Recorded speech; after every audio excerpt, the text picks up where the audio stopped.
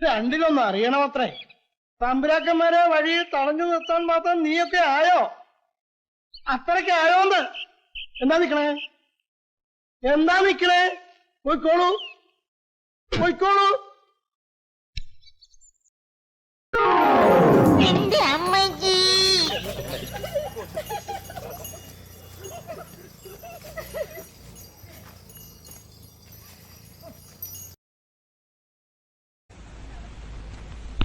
ഞാൻ സുർജി സിംഗിന്റെ കൂടെ ആയിരുന്നപ്പോ പട്ടാള നിസ്സാരായിരുന്നു ഭക്ഷണം.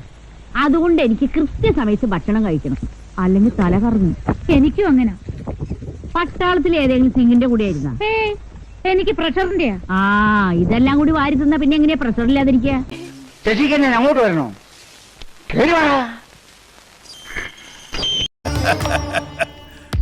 എന്നെ പേടിപ്പിക്കാൻ ഇതൊന്നും പോരെ സാറേ.